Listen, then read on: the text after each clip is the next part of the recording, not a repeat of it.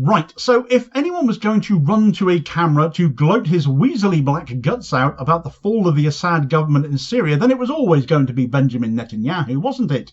But not only did he take enormous pleasure in talking about the collapse of the Syrian government and how this will make life difficult for Iran and Hezbollah, how this is the end for tyranny in the Middle East, despite him literally being the biggest tyrant going there, but the egotistical maniac actually took the credit for all of it too. His attacks on Iran and Hezbollah were apparently the reason Syria was able to fall to Hayat Tahrir al-Sham, or HTS, formerly the Syrian branch of Al-Qaeda. But the truth is a little different, because the main reason Syria fell was because those HTS terrorists, who are now trying to form an administration in Syria, were backed by Israel and the West. That's your role, Bibi. You got chased out of Lebanon and you're still shaking in your boots about an expected third retaliation from Iran for the last time you attacked them. But having now invaded part of Syria, though, is it really a meaningful collaboration with HTS going on here? Or were they just a convenient tool for you to roll over on later? Did you lay down with dogs and now you've caught the HTS Fleas? So where you're planning their extermination next? This is a historic day for the Middle East. The collapse of the Assad regime, the tyranny in Damascus, offers great opportunity, but also is fraught with significant dangers. This collapse is a direct result of our forceful action against Hezbollah and Iran, Assad's main supporters. It set off a chain reaction of all those who want to free themselves from this tyranny and its suppression. But it also means we have to take action against possible threats. One of them is the collapse of the Separation of Forces Agreement from 1974 between Israel and Syria. This agreement held for 50 years. Last night it collapsed. The Syrian army abandoned its positions. We gave the Israeli army the order to take over these positions to ensure that no hostile force embeds itself right next to the border of Israel. This is a temporary defensive position until a suitable arrangement is found. Equally, we send a hand of peace to all those beyond our border in Syria, to the Druze, to the Kurds, to the Christians, and to the Muslims who want to live in peace with Israel. We're going to follow events very carefully. If we can establish neighborly relations and a peaceful relations with the new forces emerging in Syria, that's our desire. But if we do not, we'll do whatever it takes to defend the state of Israel and the border of Israel. Right, so that was Benjamin Netanyahu making a speech from newly occupied ground in the Golan Heights. Israel ready with tanks to roll straight in as Damascus fell to HTS and seize even more territory, which is awfully convenient, isn't it? Almost like they were working together, which of course they were. HTS being Turkish, Israel and US backed in their goal to take down the Assad administration, which succeeded swiftly. As the Syrian army downed tools, commanders quit, a 53-year Assad family-dominated nation was finally freed of that. But have they just become shackled to another oppressive regime in the making, as former Al-Qaeda head choppers, led by a guy who had a $10 million bounty on his head from the US just 7 years ago, is now getting the Zelensky treatment instead to reform him in the eyes of the world? Netanyahu's speech there, though, makes it seem that this is simply a means to an end, and that he says where he hopes they can be good neighbours, in other words, give baby what it wants every time it screams, they can work together. But if not, well, he didn't even veil the threat, did he? Syria will be next on his list, and frankly, I absolutely believe this is where we will end up heading. Before the dust had even settled in Damascus following Assad's departure, Israel moved into Syria itself, seizing more territory beyond the already illegally occupied Golan Heights, taking the Syrian part of Hermon Mount to the north, the first stage if they plan to continue northwards to create an Israeli-controlled buffer zone between Lebanon and Syria, completely cutting Lebanon off, effectively doing to Lebanon what Israel have done to Gaza, turning it into a concentration camp of sorts, I suppose. It kind of begs the question, why else would they have done this if not to continue? And adding weight to that argument was the claim Netanyahu made in that piece of footage regarding the 1974 Separation of Forces Agreement, which defined the territorial line between the occupied Golan and Syria, which was signed off in May of 1974, and which marked the official end of the Yom Kippur War.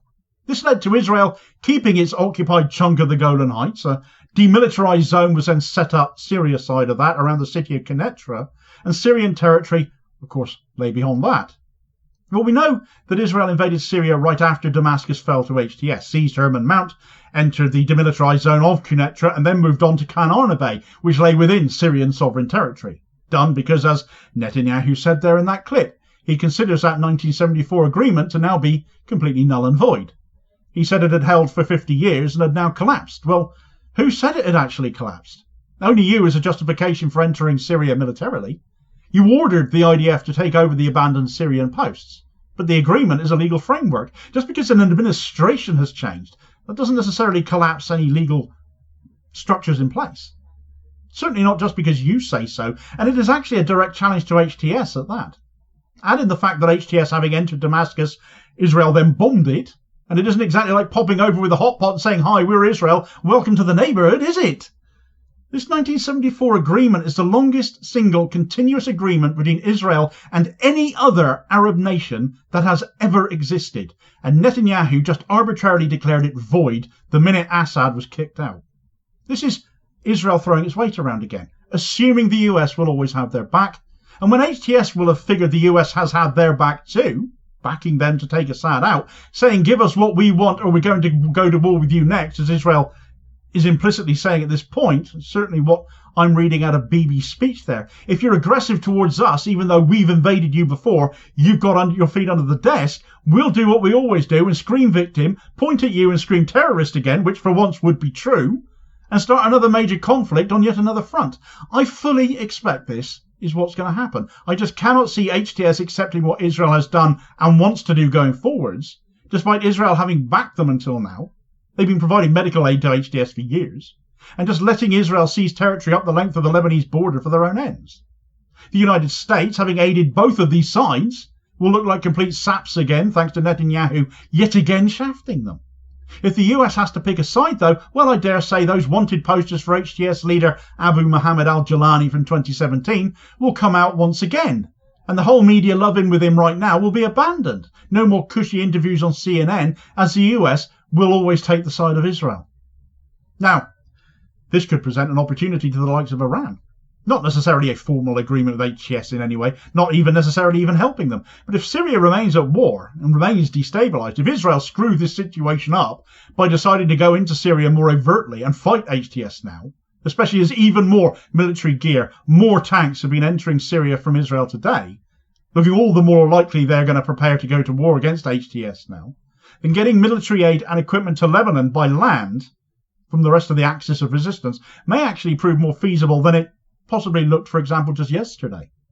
That would mean Israel would have cut its own nose off to spite its own face, because by going to war to form this buffer zone between Syria and Lebanon, it wants to isolate Lebanon and make it easier for itself to take over southern Lebanon. But by fighting HTS, they actually make that harder for themselves in the end by still providing some sort of avenue for Iran to possibly get supplies through. Maybe. This is just pure conjecture. This is just me spitballing. But what isn't is the fact that Israel's military presence inside Syria is increasing. And without a clear agreement or deal in place with HTS, that is an act of aggression in itself. Netanyahu's veiled threats very much imply that he's preparing for a fight if HTS don't give him exactly what he wants. But then listening to Netanyahu, it was all of his doing that Syria fell anyway. He's taking full credit. What did HTS do? On top of that, it wouldn't be the best of starts for al-Jilani in the eyes of the Syrian people or those other terrorist groups that he leads to just take over Syria and then effectively give in to Israel's every whim, especially with Netanyahu taking the credit for what he has managed to do, albeit with Israeli assistance. Of course, another way of looking at all of this is the fact that this is all part of Israel's greater Israel ideology, isn't it? And certainly this was being spoken of just the other month, as back in October, Netanyahu's fascist finance minister Bezalel Smotrich called for Israel to expand its borders as far as Damascus in a recent documentary. Middle East Eye covered this, an excerpt reading, "In an interview for the documentary In Israel, Ministers of Chaos, produced by European public service channel Arte, Smotrich claimed that Israel would expand little by little and eventually encompass all Palestinian territories, as well as Jordan, Lebanon, Egypt, Syria, Iraq and Saudi Arabia. It is written that the future of Jerusalem is to expand to Damascus, he said, citing the Greater Israel ideology, which envisions the expansion of the state across the Middle East. Jordan's Ministry of Foreign Affairs condemned the incendiary remarks, saying that they highlighted Smotrich's dangerous and racist ideology. Smotrich previously cited the concept at a memorial service for a Likud activist in Paris. When speaking from a podium decorated with a map of Israel that included Jordan, he claimed that there was no such thing as the Palestinian people. Right now, the next moves by both sides are uncertain. More Israeli military are entering Syria, that we know. There's been little response thus far to that by HTS, and perhaps that will remain so. Perhaps this is all part of the deal. But I think that even if it was, Netanyahu would end up seeking to take more, and he's more likely to trigger aggression than agreement. Israel has captured Syrian territory for the first time since 1973. Will they be allowed to keep it, or are things about to kick off again? We probably won't have to wait long to find out. Meanwhile, for more details on the invasion of Syria by Israel thus far, what they've already done, the violations they've already caused, leading up more and more to a likely confrontation with HTS, in my view, seems inevitable to me, especially with Israeli ministers having designs on Damascus itself, check out this video recommendation here as your suggested next watch, and please support the channel if you got this far by hitting like, share and subscribe. That is very much appreciated too. I'll hopefully catch you on the next vid. Cheers, folks.